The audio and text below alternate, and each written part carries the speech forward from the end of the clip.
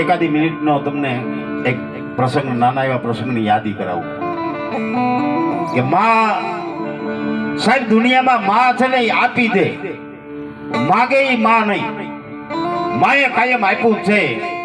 આતાભાઈ ગોહિલ ને 18 પાદરનો ધણી બનાવતી હોય ભગવતી ખોડિયાર.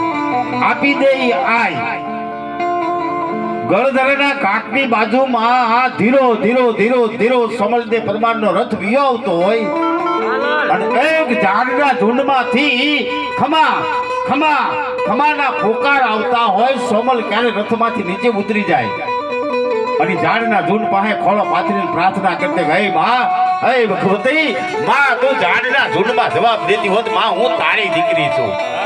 સોમલ કે બેહુ મઢને દ્વાર, આજ પુત્ર વિના ઉઠો નહીં. ભગવતી દે ખોળાનો ખુંદનાર, મને ખાનારો દે ખોડિયાર. હે માં, જુનાની જોતને ધરતી રાખે એવું એક સંતાન નહીં આપે માં?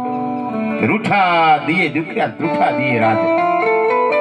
એવી ભગવતીનું સાનિધ્ય છે. અને એમાંય દેવી ભાગવત, શ્રીમદ દેવી ભાગવત માતાજીની કથા અહીંયા રસપાન થતું હોય. શાસ્ત્રીજી એમના મુખેથી મા ભગવતીના ગુણગાન સંભળાવતા હોય.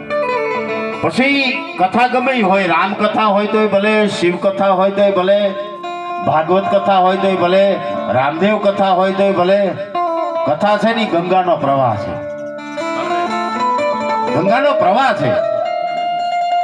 અને આ આપણે કદાચ હરદ્વાર ન જઈ શકીએ, આવી કથા સાંભળવી ને.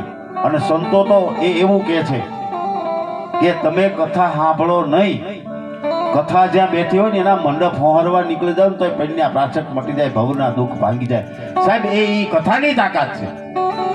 હવે એ કથા મંડપ હોહરવા નીકળતા દુઃખ ભાંગી જતા હોય તો હું તમે તો દયાળુ ભગવાન કથાનું શ્રવણ કરીએ છીએ, કથા સાંભળીએ છીએ. એવી શ્રીમદ દેવી ભાગવત જ્ઞાન યજ્ઞ અહીંયા હાલતો હોય. આજે બીજો દિવસ અને ભાવથી વિશેષ આપણે કથાને જ મહત્વ આપવું છે. કારણ કે કથા એ જીવન જીવવાનો પર્યાય છે. કથા જીવનમાં કેમ જીવાય આ કથા શીખવાડે છે. હા, તમને એક મુદ્દો આપો. રામ હું રાવણને અવધમાં બેઠા બેઠા ન મારી શકે? હા, બ્રહ્મ હતા, પણ એને લંકા સુધી ટૂંકમાં મારે તમારે કેમ જીવવું, કેવી મુશ્કેલી આવે એમાં કેમ જીવવું, આ શીખવા માટે રામાયણનું સર્જન છે. નકર રામ ને અવધમાં બેઠા બેઠા મારી શકે. હવે હનુમાન જો એક લંકા હળગાવી શકતો હોય ગોડેદા, તો રામ તો બ્રહ્મ હતા છે. એટલે આ એક જીવન જીવવાના આ કથાના માધ્યમથી ગમે એવું દુઃખ આવે તોય ભગવાનનું નામ ન છોડવું.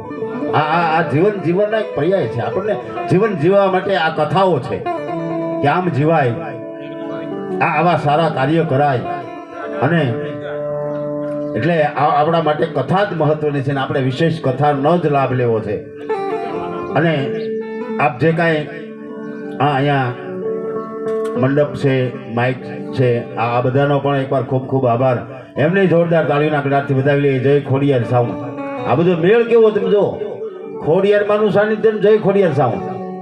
હા, હા તમને હોમમાં એટલે આ એક આપણે સત્યનારાયણની કથા કરવી હોય ને